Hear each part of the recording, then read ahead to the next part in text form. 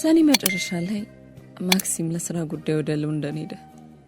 ደጅ ድረስ ወጥቼ ሲሸኘው ከሁለት ቀናት በኋላ ተመልሶ የሚመጣ ሳይሆን ለዘላለሙ ተለይቶኝ ሄደን መሰለኝ። ፍርሃት ገባኝ፣ ጭንቅ አለኝ። ጭራሽ በሰላም ይመለሳል ሁሉ አላልኩም። የሆነ አደጋ የሚገጥመው ሞቱን የሚያረዱኝ መሰለኝ። ክፉኛ ተረበሽኩ። እንዲያው ለዝሙ ገበታ ልቅረብ እንጂ ምሳዬን በፍጹም ሳልነካው ተነሳው። ከቀጥር በኋላ መናፈሻው እስከ አንድ ዛፍ ስር ቁጭ ብዬ መጽሐፌን ዘረጋው። መጽሐፉ ይገለጥ አይኔ የሚያፈጥ እንጂ አንዲት ገጽ እንኳን ማንበብ አልቻልኩም። ጥቂት ቆይቶ ሮበርት እየገሰገሰ ወደ እኔ ሲመጣ ወይኔ አምላኬ ምን ልታሰማኝ ይሆን እያልኩ አይኔን ታከልኩበት። ልቤ ደረቴን ፈንቅሎ ለመውጣት ሲጣደፍ እሜቴ ጌቶች ከ10 ደቂቃ በፊት ገብተዋል ብለው አንድ ሰው እየደውለው ነገሩኝ አለኝ ሮበርት። ከደስታ ብዛት መጽሐፉ እንዴት እንደዘጋሁት እንዴት እንደዘለልኩ አላውቅም። ብቻ አመሰግናለሁ ሮበርት። ማክሲም ግን እንዴት ቶሎ ደረሰ? ማለቴ ትውስ ይለኛል። ጥሪው ማክሲም በሰላም መግባቱን ለማብሰር እንደሆነና ምንም የተለየ መልእክት እንደሌለ ሮበርት ከነገረኝ በኋላ አመስግኜ ያሰናበትኩት። ኡፍ አለ ሁለመናዬ። ወደ ምግብ ቤት ገብቼ ጥቂት ብስኩቶችና አንድ ፖም ይዤ ወጣሁ። ቤት ውስጥ የተዘጋጀው ምግብ ባይጥማት ብስኩት ትበላለች ብለው ሰራተኞቹ ለወጥ ቤቷና ለሚስስ ዳንቨርስ እንዳይነግሩብኝ ሰግቼ ዛፎች ውስጥ ተደብቄ በለው። የማክሲምን በሰላም መድረስ ከሰማውና ብስኩቶቹን ከበላው በኋላ ልዩ የደስታና የነጻነት ስሜት የተሰማኝ። ትናንሽ ልጆች በሰንበት ትምህርት ቤት የቤት ስራ የሚሉት ጣጣ በሌለበት ሲወርቁና ሲፈነጥዙ ሲውሉ የሚሰማቸው አይነት ደስታ፣ ነጻነት ነው የተሰማኝ። ማክሲም ለአፍታ እንኳን እንዲለየኝ የማልፈልጓ ሴትዮ ዛሬ ካጠገቤ ሲርቅ እንዲህ መቦረቄ ሊገባኝ አልቻለም። ራሴን ልታዘበው ፈለግኩና በምን ምክንያት የሚለው ሐሳብ ገታኝ። ምክንያቱን ሳላቀው አንዳች ልዩ ስሜት ወረረኝ። በስነ ልቦና ያሾካሾከብኝ።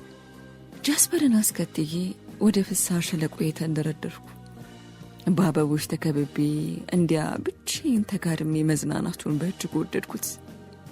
ብቸኝነት ያስደስተኝ። ማንም ማክሲም እንኳን ቢሆን አጠገቤ እንዲኖር አልፈቅድም ነበር። ወዲያው ደግሞ እንዴት ማክሲምን እልና አይ እርሱም መካዴ በእርሱ መጨከኔ አይደለም። ማክሲም ሕይወቴ፣ ዓለሜ፣ ተስፋዬ ነው፣ በምንም የማለውጠው በማለት ከተጋደምኩበት ፈጠን ብዬ ተነሳው። ወደ ባህሩ ዳርቻ በመጓዝ ላይ ሳለን ጃስፐር እንደከዚህ ቀደሙ ሁሉ ባልተፈቀደለት መንገድ ሲሄድ ና አንተ ጃስፐር መንገዱ ወዲህ ነው ብዬ ጮህ። ቁብም አላለኝ። ምንም ማድረግ አልችልም፣ ጥፋቱ የኔ አይደለም፣ ማክሲም ደግሞ የለም አልኩና በሄደበት ተከተልኩት። ከጎጆ አጠገብ ስንደርስ ጃስፐር በሩን ተጠግቶ ሲያነፈንፍ አሁንስ አበዛው፣ እዚህ ተከትዬ አልገባም፣ ና ወዲህ ብዬ ጮኩበት። ባህሩ ዳር ሆኜ ከውሃው ጋር ጥቂት ከተጫወትኩ በኋላ መለስ ስል ጎጆ ፊት ለፊት ተደቅኖ ታየኝ። በስምታ ዘገምኩ። ምንድነው የሚያስፈራኝ? እንደ ማንኛውም ጎጆ አይደል እንዴ? እናማ መግባት አለብኝ ብዬ ከራሴ ጋር የጀመርኩትን ሙግት ልባስ ሰጥቼው ወደ በሩ ተጠጋው። በሩ ነካ አደረግኩት። ብርግድ ብሎ ተከፈተ። ክዋልኩ። ባለፈው ጊዜ በደንብ ዘግቼው መውጣት ይታወሰኛል።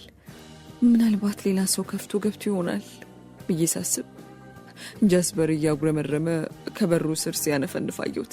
ተው ጃስፐር ብዬ በገስጸው አፍንጫው ዳፉ ላይ ተክሎ ማነፍነፉን ቀጠለ። በሩን ስከፍተው ድቅድቅ ጨለማ ነው።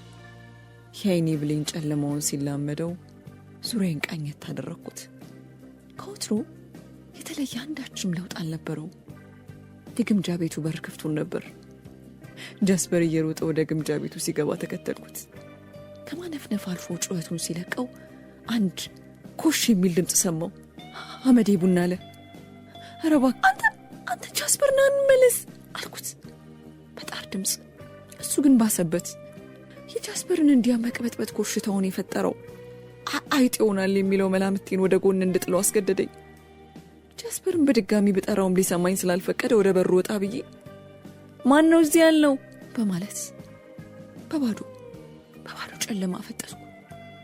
መልሳጣው የጃስፐርን አንገት እጄ እየጎተትኩ እበሩ ስራ ጎንብሼ አሰሳ ገባው። አይኔ አንድ ነገር ላይ ሲያርፍ እዛው ዋውኝ ቀረው።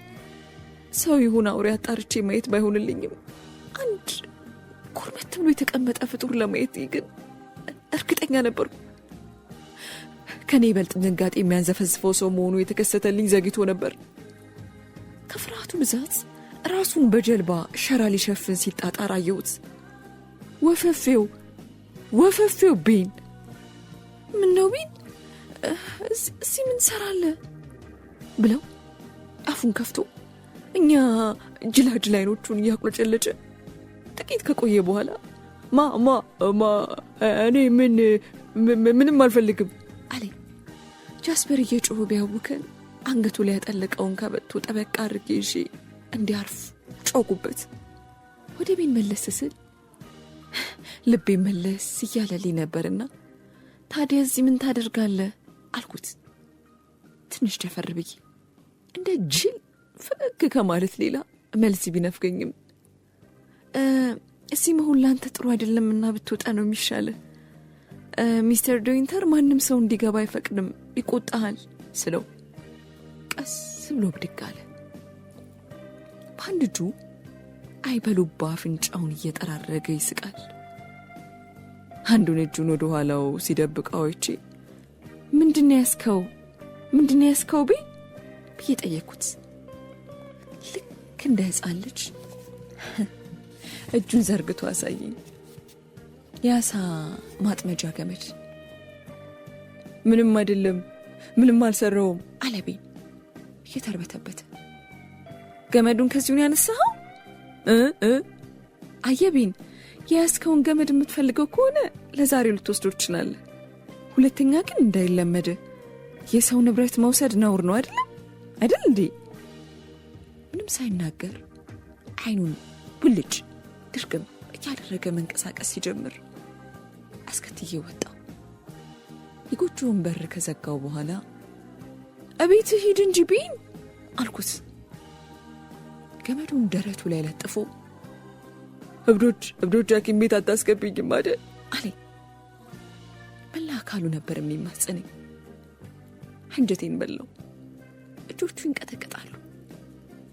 ከላይ እስከታች እየተርገፈገፈ አይኔን ሲያየኝ በፍጹም አላስገባህም አልኩት በሚያረጋጋ አባባል። እኔ ምንም አላደረኩም፣ ደግሞ ለማንም አልተናገርኩም። ምን አጠፋው? እብዶች ሐኪም ቤት መግባት አልፈልግም እያለ እንባውን ስርከፍ አረገው። ተው በቃ ቤን፣ ግድ የለም ማንም አያስገባህም፣ ብቻ ሁለተኛ ወደ ጎጆ እንዳትገባሽ ብዬው መንገዴ ስቀጥል ተከትሎኝ እጅ ይለቀ ምስ ያደረገው ደንግጬ ዞር አልኩ። ይኸውልሽ ቆይ አየሽ አንድ ነገር ላሳይሽ አለና ወደ ዳርቻው ተጣደፈ። ተከተልኩት። ከአንድ ቋጥኝ ስር ተንበርክኮ አንዱን ድንጋይ ፈነቀለው። ከዛ ጎሎቹ ስብስብ አንዱን አንስቶ ይሄ ላንቺ ነው ውሰጂው ብሎ ሰጠኝ። አመሰግናለሁ ቤን፣ በጣም ቆንጅዬ ዛጉል ነው ስለው እንደገና ፈገግ ብሎ ጆሮውን አሻሸ። ፍርሃቱ እየለቀቀው ነበር። ትኩር ብሎ አየኝና አይኖችሽ የመላእክት አይን ሲለኝ ዝም ብዬ አቀርቅሬ ዛጉሉን መመልከቴን ቀጠልኩ። አንቺ ግን እንደሱ አይደለሽም ሲለኝ ግን ምንድነው የምትለው ቤን? እርሷ የምትላት ደግሞ ማናት ስል ጠየቅኩት። ጭንቅላቱን ሲነቀንቀው የትጋዜ አማልክት ይሁን ወይም ሰይጣናት ይጠጉት አይነት መልኩ ወዲያው ልውጥ አለብኝ። ጣቱን አፍንጫው ላይ አጋድሞ እንዴ ረጅም ነበረች እኮ እንደው ጠይም ብሎ ጀመረ። እባብ ነው የምትመስልሽ እኮ አሁን እዚህ ነው ያየኋት በዓይኔ። ማታ ማታ ትመጣ ነበር እኮ አይቻታለሁ። እኔ ምን ቸገረኝ አለና ጸጥ። ደግሞ ቀና ብሎ አየኝና ቀጠለ። አንዴ ደግሞ እዚህ ውስጥ ሳያት አየችኝ አይደል? አይቻታለሁ። እኔን ታውቀኛለህ? ከዚህ ቀደም በፍጹም አይተኝ አታውቅም አይደል ያለችኝ። ከእንግዲህ ወደፊት አታየኝም። ሁለተኛ በመስኮት ብታየኝ እብዶች ሐኪም ቤት ነው ወረውር። እዚያ ሐኪም ቤት ውስጥ ምንም አይነት ጨካኝ ሰዎች እንዳሉ አታውቅም ታውቂላ አለችኝ። አዎ በደንብ ብላኛለች። ደግሞ በኋላ እኔ የኔ እመቤት እባክሽ ምንም አልናገርም አልኳትና አየሽ እንደዚህ ባርኔጤ ነው ለኩት። አሁን ግን እሷ አትመጣም ሄዳለች አይደለም? ሄዳለች አትመጣም አይደል ሲል እየተቁለጨለጨ ጠየቀኝ። እኔ እንጃ ስለማን እንደምታወራ አልገባኝም። ቢን ሐኪም ቤት ማንም አያስገባህም፣ አይዞ በቃ ደነዋል ብዬው ፊቴን አዞርኩ። ጃስፐርን አስከትዬ የጉዞዬን ቀጠልኩ። ምስኪን ቢን በጣም አሳዘነኝ። ይህም ፍራቸውን ራሱ የቀረጽ ይሆናል።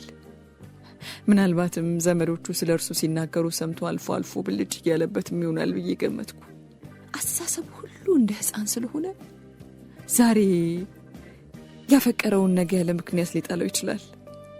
ዛሬ የአሳ ማጥመጃውን እንዲወስድ ስለፈቀድኩለት ለእኔ ቀና አስተሳሰብ አለው። ነገ ቢያየኝ ግን ከነ መፈጠሪ ሊረሳኝ እንደሚችል በማሰብ ለእርሱና ለእርሱ መሰሎች ሁሉ አዘንኩላቸው።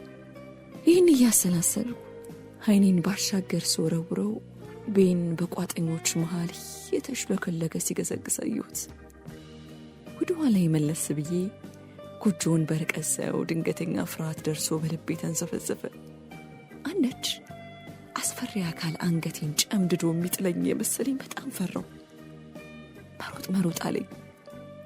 ተዝቆ የማያልቅ ሀብት ይሰጥሻል ብባል ዳግመኛ ወደዚህ አካባቢ ስር ላለማለት ቁርጠኛ ውሳኔ አድርጌ አዎ ሩጬን ቀጠልኩ። ጃስፐርም አዲስ አይነት ጨዋታ ማጫወተው እየመሰለው እየጮኸ አብሮኝ ሮጥ ጀመር። ትፋሺ ቁርጥ እያለ ከቤታችን አካባቢ ደረሱ። ወደ ሰገነቱ ስመለከት አንድ የሚያብረቀረቅ ነገር ዓይኔን ወደ ሌላ አቅጣጫ እንዳዞሩ አስገድደኝ። ምንነቱን ለማጣራት እንዲረዳኝ ዓይኔን ከፀሐዩ ጨረር ለመከላከል እጄን ከግንባሬ ላይ አዋልኩት። ተጠጋው። ያየሁት መኪና መሰለኝ። ይበልጥ ተጠግቼ መኪናነቱን ሳረጋግጥ የማን መኪና ሊሆን እንደሚችል ግራ ገባኝ። እንግዳ መጥቶ ይሆን የሚለው ሐሳብ የዋልኩበትን ደስታ ሊያደፍርስብኝ እንደሆነ ተረዳው። ተናነቀኝ። የእንግዳ መኪና ደግሞ አለወትሮ ይህን ያህል ርቆ ለዚያውም እቁጥቋጦ ውስጥ ተደብቆ ለምን ይቆማል? የእንግዶች መኪና የት እንደሚቆም የሚያውቁ ሰራተኞች እያሉ ይህ ለምን ይሆናል? በዚህ አለባበሴስ እንግዶች ፊት መቅረብ አልፈለኩም። ከማረፊያ ቤት መስኮት በኩል አይተውኝ ይሆን ብዬ ደግሞ ተሸማቀቁ። ቀስ ብዬ ዓይኔን ወደዛው ሳቀና ከምዕራባውያን ሕንፃ መስኮቶች መሃል አንደኛው መከፈቱን አየሁ። አንድ ሰውዬ እኔን አይቶ ነው መሰለኝ ወደ ጎን ሲሸሽ አየሁት። ወዲያው ሌላ ሰው መስኮቱን ዘጋው። መስኮቱን የዘጋው የማን እጅ እንደሆነ መለየቱ አልዳገተኝም። ያ ጥቁር የቀሚስ እጅ የሚስስ ዳንቨርስ መሆኑን ጠንቅቄ ያውቅ ነበርና ቤቱን የሚጎበኙ ሰዎች ናቸው እንዳልል ምዕራባውያኑ ሕንፃ ማንም ጎብኝቶ ታያቅ። በማክሰኞ ደግሞ እንዲህ አይነቱ ጉብኝት ተደርጎ የማይታወቅ የጥገና ሰራተኞች እንዳይባል አይቶኝ መሸሹ ምን አመጣው? እንግዲያውስ የሚስስ ዳንቨርስ የግል እንግዳ ይሆናል። ምን አገባኝ ብዬ ወደ ቤት ገባው። ከሰው ጋር መንገድ ላይ እንዳልገናኝ በመስጋት ግራና ቀኙን እየመረመርኩ እጄን ታጥቤ ወደ እልፍኙ አመራ። የእጅ ስራ የጠዋት ትችው ከሄድኩበት ስፍራ ተነስቶ ወደ ጥግ ተደርጓል። ሌላ ሰው ገብቶ እንደነበር የወንበሮቹና የጠረጴዛው አቀማመጥ ይናገራል። ምናልባት ሚስስ ዳንቨርስ እኔና ማክሲም ወጣ ስንላቸው እንግዶቻቸውን የሚያስተናግዱበት እዚህ ሳይሆን አይቀር ብዬ ገመትኩ። ቸገረኝ። እኔን አይመለከትም አልኩና የእጅ ስራዬን ይዤ ለመውጣት ስዘጋጅ ባልደረባዬ ጃስፐር ዙሪያውን ሲያነፈንፍ አየሁት። በሩን ከፍቼ ስወጣ ድምፅ ሰማውና ወደ ኋላ ፈገፈኩ። ይሄ ጃስፐር ደግሞ ምላሱን ጎልጉሎ ጭራውን እየወዘወዘ እበሩ ላይ ቆሞ ወደ ውስጥ ያኛል። እንዳያጋፍጠኝ ሰግቼ ትንፋሽን ውጪ ደረቅ ቀረው። የሚስስ ዳንቨርስ ድምፅ ነበር። እንዴት ቶሎ እንደተመለሰች እንጃ። ወደ ቤተ መጻሕፍት ቤቱ ሳትሄድ አትቀርም። እዚያ ከሆነሽ በአዳራሹ በኩል ሹልክ ብለህ ትወጣለህ። እዚህ ቆይ እስቲ ሄጄ ሌል ስለኔ እያወሩ መሆናቸው ገባኝ። ጃስፐር ትቶኝ ሲሄድ እፎ ያልኩ። ሄይ ቦቢ ሲል ሰማሁት ሰውየው። ጃስፐርም ክፉኛ ጮኸ። የእግር ኮቴ ስሰማ የት አባቴ እንደምደበቅ መላቀጡ ጠፋኝ። የማሰቢያ ጊዜው ስላላገኝ ሰውየው ዘው ብሎ ከነበርኩበት ክፍል ገባ። ከበሩ ጀርባ ተለጥፌ ስለነበር አላየኝም። ያማተኛ ጃስፐር እየፈነጠሰ እሌሌ ዘለለ። አለቀልኝ። እንደዚህ ደንግጬ አላቅም። ለስርቆት ሰው ቤት ገብቼ ባለቤቱ ድንገት የደረሰብኝ አይነት ነበር የሆንኩት። አይኑን ከላይታች እያመላለስብኝ ይቅርታ አለኝ። ሰውየው ግዙፍ መልከ መልካም ነው። ፊቱ ፀሐይ የመታው ሲመስል የአይኖቹ ቅላት ድልህ ያስንቃል። ጸጉሩ እንደ መልኩ ሁሉ ቀላ ያለ እቡጥ ያለው አንገቱ በአጭር ጊዜ ውስጥ የስብ ጋን ሊመስል የሚያስችል ፈጣን እድገት የሚታይበት አይነት ነው። በውስኪ የታጀበው ትንፋሹ እቆምኩበት ዘልቆ አፍንጫዬን ገረፈው። በአይኑ ስር ውር ልላለች እንስት ሁሉ የሚለግሰውን አይነት ፈገግታ አሳይቶኝ አስደነገጥኩሽ እንዴ ሲለኝ ከበሩ ስር እየተጎተትኩ ወጣውና አይ አላስደነገጡኝም። ድምፅ እንኳን ሰምቼ ነበር፣ ማን እንደሆነ አላወቅኩም እንጂ ዛሬ ደግሞ እንግዲህ ይመጣል ብዬ በፍጹም አልገመትኩም ነበር አልኩት። ጥፋተኛው እኔ ነኝ። እንደዚህ ሰው ዘው ብዬ በመግባት ይቅርታ እንድታረግልኝ ጠይቃለሁ፣ ደግሞ ተስፋ አደርጋለሁ። ዳኒ የጥንት ወዳጄ ስለሆኑ እርሳቸውን ለመጠየቅ እግረ መንገዴን ብቅ ብዬ እኮ ነው። ይሁን ግድ የለም ምንም አይደለም። አይ ዳኒ ልዩ ፍጥር እኮ ነች። ሰውን ማስከፋት በፍጹም በቃ አይሹም። አንቺንም ላለማስጨነቅ ብለው ነው እንግዲህ ያልነገሩሽ። አረ ምንም ችግር የለውም። ጃስፐር እየዘለለ ሰውየው ላይ ሲንጠለጠልበት ይህ ምስኪን ደግሞ አረሳኝም ማለት ነው። በጣም ተስማምቶት የለ እንዴ? ያኔ ሳይው በጣም ትንሽ ነበር፣ አሁን በጣም ወፍሯል። ልምምድ የሚያሸው ይመስለኛል። አዎ አሁን አንሸራሽ ሊሆን የመጣሁት። ኦ ስፖርተኛ ነሻ አለና ጃስፐርን ሲያሻሽ ከቆየ በኋላ የሲጋራ ፖኬቱን አውጥቶ ጋበዘኝ። እንደማላጤስ ነግረው የራሱን ሲጋራ አቀጣጥሎ በጤሱ መሃል ያይን ጀመር። ሲጋራ ስለሚያጨሱ ሰዎች የተለየ አስተያየት ባይኖረኝም ሰው ቤት ገብቶ እንዲያም ሆኑ ግን ታሰቡት። ማክስ ነኝ ነው ባክሽ ሲለኝ ሳይገርመኝ አልቀረም። ማክስ ብሎ መጥራቱ ድምጸቱ ሁሉ በደንብ የሚተዋወቁ ያስመስለዋል። በጣም ደህና ነው፣ ሎንዶን ሄዶ ነው አልኩት። እንዴ ሙሽራይቱን ብቻዋን ትቷት አይገባም፣ አንዱ ጭልፊት ቢጠልፍበትስ አለና ከትከት ብሎ ሳቀ። ገና ከጅምሩ ቃቢ ያልወደደው ሲስቅማ ይበልጡን አስጠላኝ። ይህን ጊዜ ሚስስ ዳንቨርስ ገቡ። ሲያፈጡብኝ ደነገጥኩ። ምን ያህል እንደሚጠሉኝ አስተያየታቸው ይገልጽ ነበር። ኦ መጡ እንዴ ዳኒ? ጥንቃቄ ሁሉ አረሳም። እመቤቱቱን በር ስር ስትደበቅ እኮ አገኘኋት አለና እንደገና ይስቅ ጀመር። ሚስስ ዳንቨርስ ግን ጸጥ ብሎ አይናቸውን እኔ ላይ እንደተከሉ ቀሩ።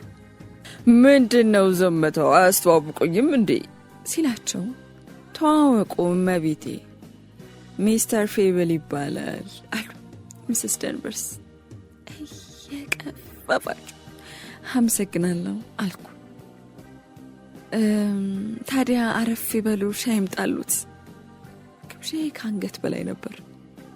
እንዲያው ትህትናዬን ለማሳየት ያክል። ምን ይመስሎታል ሚስስ ዳንቨርስ? ትልቅ ግብዣ ነው አለ እንግዳው ወደ ሚስስ ዳንቨርስ ዞር ብሎ። እርሳቸው ግን በአፋቸው ሳይሆን ባይናቸው መልሱለት። ከረመሙት። ግብዣውን ብቀበል ምንኛ ደስ ባለኝ፣ ግን ስለምቸኩል ብሄድ ይሻለኛል። ይልቅ እስቲ ብቅ በይና መኪናዬን ይልኝ አለኝ። ወጥቼ ማየቱን አልፈቀድኩም ነበር። መልሴን ሳይጠብቅ ለጠቅ አረገና ነይ እንጂ እንዴት ያለ ቆንጆ መኪና መሰለሽ! ማክስ እንዲህ ያለ ፈጣን መኪና ቢወጡ ይዞ አያውቅም አለኝ። ማምለጫ ምክንያት አልነበረኝምና የት ነው መኪናው ያለችው ስል ቀስቀስ ብዬ ጠየቁ።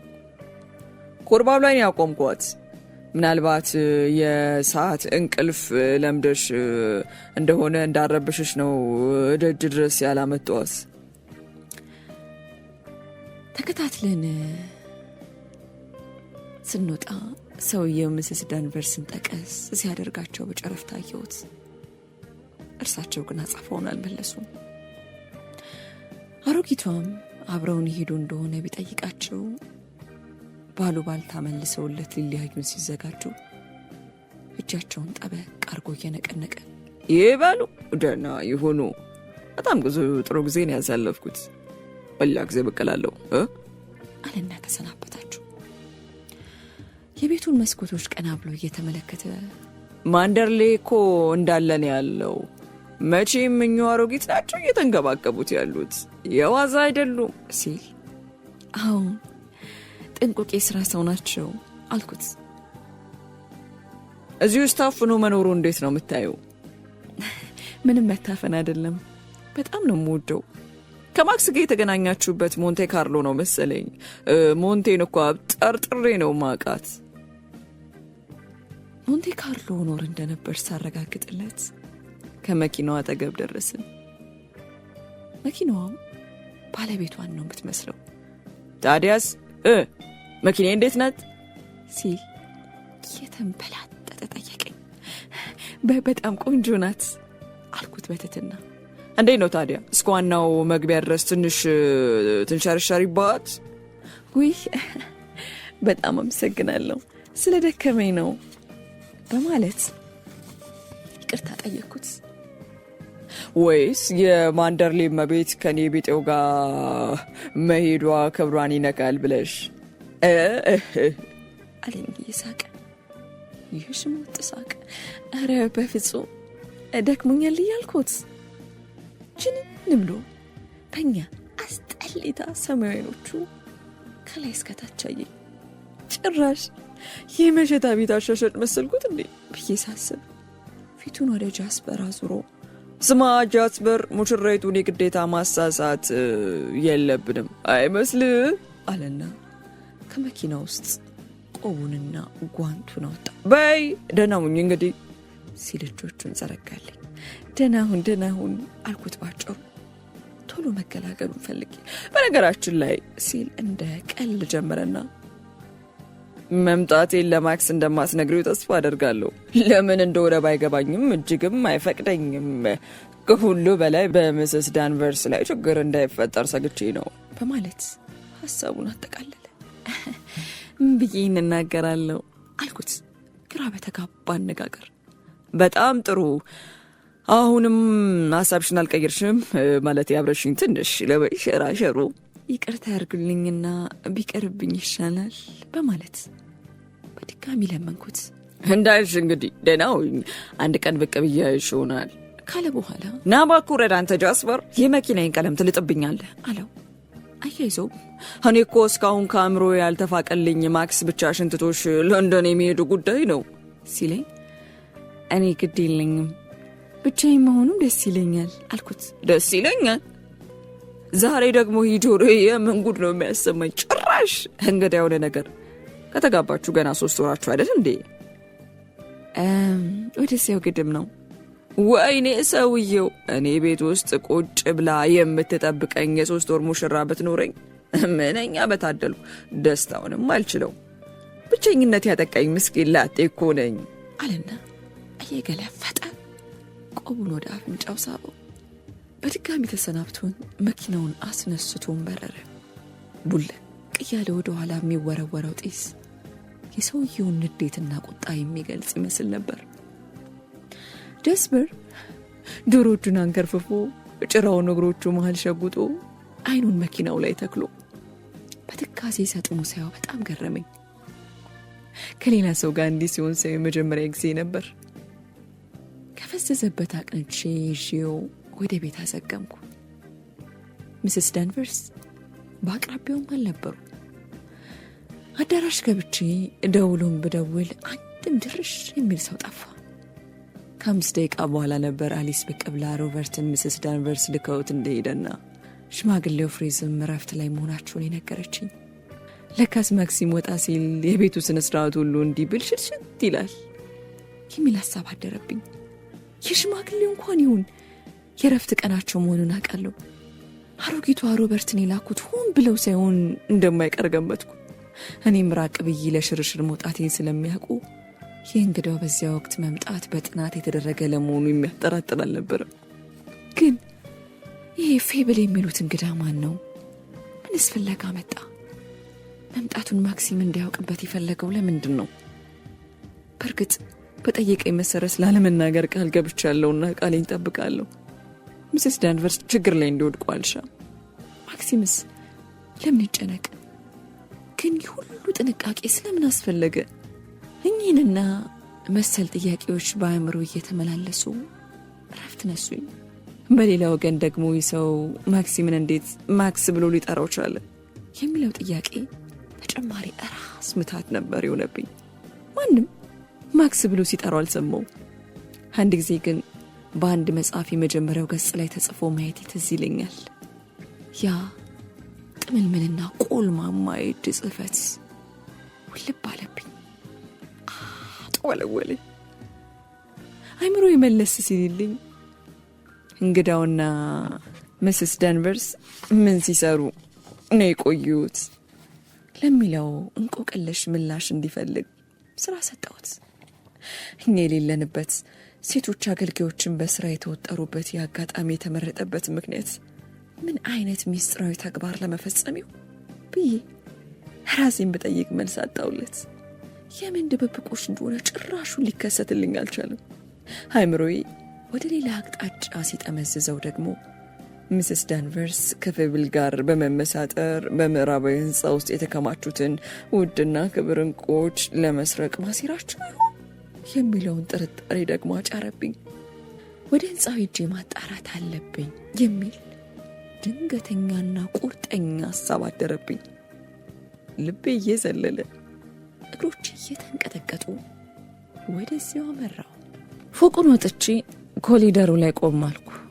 ወደምፈልገው ክፍል ያስገባኛል ብዬ የገመትኩትን በር ከፈትኩት። መስኮቶቹ በሙሉ በመዘጋታቸው ጨለማው ተቀበለኝ። ማብሪያ ማጥፊያውን በዳሰሳ ፈልጌ መብራቱን አበራሁት። ክፍሉ አነስ ያለ ሲሆን ዙሪያውን የቆሙት ቁም ሳጥኖች የመልበሻ ክፍል መሆኑን ጠቆሙኝ። ፊት ለፊት ያገኘሁትን በር ከፍቼ ገባሁ። መብራቱን ሳበራው ያየሁትን ማመን ተሳነኝ። ሰፊው ክፍል በተሟላ ቁሳቁስ የተደራጀ ነበር። አልጋው እንደተነጠፈ መሆኑ፣ ወንበሮቹና ጠረጴዛዎቹ በስነ ስርዓት መሆናቸው ገረመኝ። ምንም እንኳን ወና ቢልም የእቃዎቹ አቀማመጥና አንዳችም አቧራ አለመታየቱ ክፍሉ ግልጋሎት ያላቋረጠ ያስመስለው ነበር። የፀጉር ማበጠሪያዎች፣ ፒጃማ፣ ነጠላ ጫማዎችና መሰል መገልገያዎች በየስፍራቸው በስርዓት ከመቀመጣቸው በላይ ያልጠወለጉ አበቦች እዚህ ምዛም ማየት ግራ አጋባኝ። ልዩ ቅጽበታዊ ስሜትን ወረረኝ። ሀሳቤን ወደ ኋላ እያንደረድር ከህልም ዓለም አስገባኝ። ርብቃ በለብሰ ስጋዋ ከፊት የተደቀነችብኝ። አዎ፣ እየተንጎራደደች ወደ መስታወቱ ተጠጋች። ማበጠሪያውን አንስታ ፀጉሯን ማበጠር ጀመረች።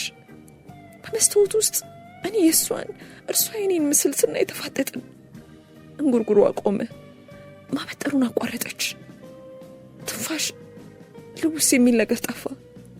ተግባሮቻቸውን ያልዘነጉት ግን ተጎልጉሎ ለመውጣት የተቃረቡት አፍጣጭ አይኖቻችን ብቻ ነበሩ። ከቅዠት መንጭቁ ወደ ገሃዱ ዓለም የመሰለኝ ለጸጥታው ድባብ ያልተበገረው የግርግዳው ሰዓት ነበር የመለሰኝ። ራሴን ነቀነቅኩት። እንደገና ዙሪያዬን ቃኘው። ሁሉም ነገር ለማስመሰል የተደረገ እንጂ እውነታነት እንደሌለው በመተማመን ራሴን ማጽናናት ያዝኩ። ረብቃን ረብቃ አክትሞላታል። መቃብር ውጧታል። እስካሁን ምስጡ አጽሟን አያስተርፈውም። ይህ ሁሉ የሚስስ ደንቨርስ ቅዠት ነው። በማለት ጭንቅላቴን ይዤ ወደ መስኮቱ ጋር ተጠጋው። መጋረጃውን ከፍቼ ቁልቁል ስመለከት ቀደም ሲል ፌብልና ሚስስ ደንቨርስ ሲመለከቱኝ ከነበሩበት መስኮት ላይ መሆኔን ከአቅጣጫው ተገነዘብ። በመስኮቱ የገባው የፀሐይ ብርሃን በመብራቱ ብርሃን ላይ ገነነ። ይሁንና ተፈጥሯዊም ብርሃን ክፍሉን ይበልጥ ሕይወት ይስጠው እንጂ ጭንቀቴና ፍርሃቴን ለማስወገድ ስላልረዳኝ በእጅጉ ጠላሁት። ሚስስ ደንቨርስ ረብቃን ከሞታን ዓለም የሚመለስ ከንቱ ምኞታቸውን እንዲያጎላላቸው መብራቱን በእውቁ ባለሙያ ያሰሩት መስሎኝ ነበር። የፀሐይ ብርሃን ደግሞ ለዚህ መሰሪ ዓላማ ግንባር ቀደም ተባባሪ ሆኖ በመገኘቱ እንደ አሮጊቷ ኮነንኩት። እንደ እርሳቸው ሁሉ ታዘብኩት። አጦለወለኝ። እግሮቼ እንደ ቄጤማ ተጥመለመሉ። ሰውነቴ ከዳኝ። በአቅራቢያ ባገኘሁት ባርጩማ ላይ አረፍ አልኩ። ልቤ ከስፍራው ሲገባ የክፍሉ ውበት፣ የቁሳቁሶቹ ጥራትና አደረጃጀት ማድነቅ ጀመርኩ። ሁሌም የኔ ቢሆን ኖሮ የሚል ከፍተኛ ጉጉት አደረብኝ። ሁሉም በደም ነፍስ እየተጎተቱ ማበጠሪያዎቿን፣ ጫማዎቿን፣ የሌሊት ልብሶቿን፣ ጠቅላላ ዕቃዎቿን አንድ ባንድ አነሳለሁ። ከዛ መረምራቸዋለሁ። ከዛ አልጋዋ ላይ ጋደም ብዬ እላይታች ተንጠራራውበት። ድንገት ከአልጋው ላይ ተፈናጥሬ ወርጄ ወደ መልበሻ ክፍሏ ደግሞ ገባው። መሳቢያዎቹን ተራ በተራ እየከፈትኩ ፍተሻዬን ቀጠልኩ። ልዩ ልዩ ልብሶቿን እያነሳው ጥራታቸውንና ለስላሴያቸውን በእጆቼ መረመርኳቸው። አላረካ ቢለኝ በጉንጮቼ ዳሰስኳቸው። ያየሁት ሁሉን ላይ የሚበጠብጠው የማደርገውን አሳጣኝ። እንደገና እየተቻኮልኩ ወደ መኝታ ክፍሉ ገባው። አይኔን አልጋ ልብሱ ላይ ተክዬ እንደፈዘዝኩ ትከሻዬን ከበደኝ። የእግር ኮቴ ሰምቼ ዞር አልኩ። መሬት ተሰንጥቃ ብትውጠኝ ፍቃዴ ነበር። ምን ሆኑ የኔ መቤት አሉኝ ሚስስ ዳንቨርስ በዚያ መብረቅ ድምጻቸው። ወጉኝ በነዛ ጦር አይኖቻቸው። መልስ መስጠቱ የማይሞከር ቢሆንብኝም ፈገግታ እንኳን ራቀኝ። ምን ነው ደህና አይደሉም እንዴ ብለው እጆቻቸውን ዘርግተው ሲጠቁኝ የሆነ ሊያፍሰኝ የሚያኮበክብ መላከ ሞት መሰሉኝ። ሲቀርቡኝ ስርቃቸው ከጀርባ የነበረው ጠረጴዛ እርምጃዬን ገታው። የኋላ ኋላ ሚስስ ደንቨርስ እታችሁኝ መስኮቱ መከፈቱን ስላየው ልዘጋውን የመጣሁት እኔ ዘጋዋለሁ ብሎኝ ከዘጉት በኋላ ወደ እኔ ቀረብ ብሎ መስኮቱን እንኳን ዘግቼው ነበር የሄድኩት። እርሶ ራሱ ነው የከፈቱት። ቀጥታ ክፍሉን ላይ ነው የመጣሁት አይሉኝም? እኔ እኮ የማይገባኝ አስጎብኝኝ ቢሉኝ አንድ በአንድ ማሳዩትን ድብብቆሹን ምን አመጣው ሲሉኝ ቃል መተንፈስ አልቻልኩ። አይናቸውን ሳይ ይምጡ፣ አሁንም ከመጡ አይቀር ላስጎብኞ በማለት ክንዴን ይዘው ወደ አልጋ ወሰዱኝ። እያንዳንዱ ነገር እያሳዩኝ ዘርዘር አድርገው ሊያስረዱኝ ሞከሩ። ይህኔ ከመቼው ተገላግዬ መኝታ ክፍሌ በገባው ነበር ያሰኘኝ። ዝርዝር መግለጫቸው በጣም ከማሰልቸቱ በላይ እያንዳንዱን ዕቃ እያነሱ እስቲ ይህን ይዘው ይዩት፣ ልዩ እኮ ነው፣ ዕቃዎቹ ሁሉ ምርጥ ናቸው፣ መቼም እንደርሷ ምርጫ የሚያውቅ ማንም የለም። አለባበስስ ቢሉ ያለግላጋ ቁመኗ ላይ የጣለችው ጨርቅ ሁሉ አብሯት የተሰራ ነበር ቢመስለው በማለት ቀጠሉ። እጄን ጠበቅ አድርገው ይዘው እስካሁን መቼም ዕቃዎቿን ሁሉ እያነሱ ሲያዩ ነበር አይደለም? እንዴት ነው ታዲያ አልወደዱትም እያሉ በአይናቸው ያንን የውሸት ፈገግታቸውን ጋበዙ። መልስ አልሰጧቸው። አጠንክረው ያዙት። እጄ እንደነዘዘኝ ለማስለቀቅ ድፍረቱ አነሰኝ። ቢረዱልኝ ብዬ በአይኔ በማጸናቸውም ቸል ብለውኝ ገለጻቸውን ቀጠሉ። አይ አልጋ ዛሬ እንዴት ተገትሮ ይቅር፣ ያን ረጅሙን ጸጉሯን ዘንፈል ላደርጋ ጋደም እያለች እንደሆነ አቤት አቤት አቤት አቤት አቤት አቤት አቤት አቤት ግርማ ሞገስ! ማታ ማታ እኔ ነበርኩ እኮ ጸጉሯንም ማበጥርላት። አንዳንድ ጌቶችም ሸነጥ ያላቸው ዕለት ሲያበጥሩላት ነበር። እኔ እንኳን ከአንዴም 2-3 የዚህ ወንበር ላይ አስቀምጠው ጸጉሯን ሲያበጥሩ በዚሁ በአይኔ በብረቱ አይቻችኋለሁ። አቤት ያኔ እንዴት ነበር ደስ እንደሚላት እየተፍለቀለቀች ማክስ በደንብ አበጥርልኝ እንጂ ስትላቸው ትእዛዟን ሁሉ ይሞሉላት ነበር። በጣም ነበር የሚያስቀኑት። ያኔ ጌቶች ሁልጊዜ መሳቅ፣ ሁልጊዜ መደሰት ነበር አሉ። ከዛም ወደ መሞቱ አቅራቢያ ርብቃ ጸጉሯን ስታሳጥረው ሰው ሁሉ እንዴት እንደተቃወሟት ነገሩኝ። ስለ ውስጥ ልብሶቿ ማብራሪያ ተሰጠኝ። ስትሞት ለብሰው የነበረ የልብስ አይነት ሳይቀር አያይዘውም መቼም የፈሰሰው አይታፈስም እንጂ የዛን ዕለት ለሽርሽር ከመውጣቷ በፊት አግኝቻት ቢሆን ኖሮ አትሞትም ነበር በማለት ስለ አሟሟቷ በዝርዝር ይነግሩኝ ጀመር። ቀኑን እኔ ፍቃድ ወስጄ ወጣ ብዬ ነበር። እርሷም ሎንዶን ሄዳ ስለነበር በጊዜ ትመለሳለች ብዬ ስላልገመትኩ አመሻሽቼ እመለሳለሁ።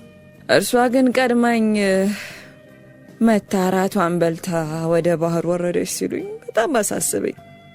ኃይለኛ ንፋስ ስለነበር ሞገዱን ነበር የፈራሁት። ይቅርብሽ ዛሬ አደገኛ ነው ብላት እሺ ነበር የምትለኝ።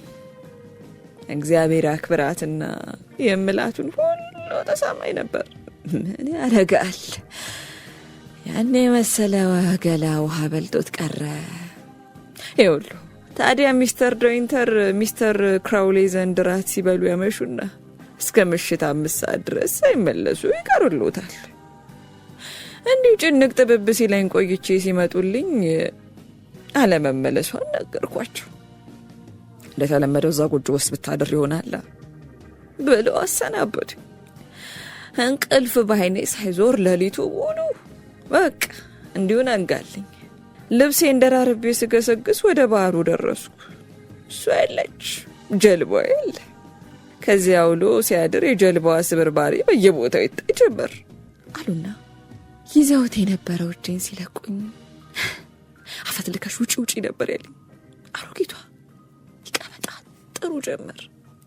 በእጆቻቸው አንዳንድ ዕቃዎች እያነሱ ለማስተካከል የሚጥሩ ይመስላሉ እንጂ ሀሳባቸው ከእርሳቸው ጋር እንዳልነበር ይነበብባቸው ነበር። በዚህ ሁኔታ ጥቂት ከቆዩ በኋላ እንግዲህ ሚስተር ዶይንተር ይህን ክፍል ለምን እንደማይወዱት ገባዎት አይደል? በቃ ባህሩን ይሰሙታል ብለው የረሳሁትን ሀሳብ ቀሰቀሱብኝ። የባህሩ ሞገድ የነበርኩበት ዘልቆ የሚያጥለቀልቀኝ እስኪመስለኝ ድረስ ሽውሽውታው ተሰማኝ። ከዛ ቀን በኋላ በማለት ቀጠሉ ሚስስ ደንቨርስ። ጌቶች ክፍል እርም ይሆንብኝ አሉ። ክፍላቸው ወዲያው እንዲቀየርላቸው አዘዙ። ከዚያ ለብዙ ቀናት አልተኛም ብለው ወንበር ላይ ተቀምጠው ሲጋራውን በቂት ነበር የሚያቦኑት።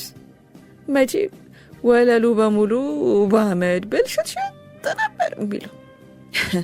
ቀንቀንም እንዲሁ ቤተ መጻሕፍቶስ ላይ ታች ሲንጎራደዱ መዋል ነበር ሲሉኝ የማክሲምን ያኔ ሁኔታ ድንገት እንዳስበው አረጉኝ። እኔም ሁኔታው በዓይኔ ህሊና የመጣብኝና በሀሳብ ሰጠምኩ።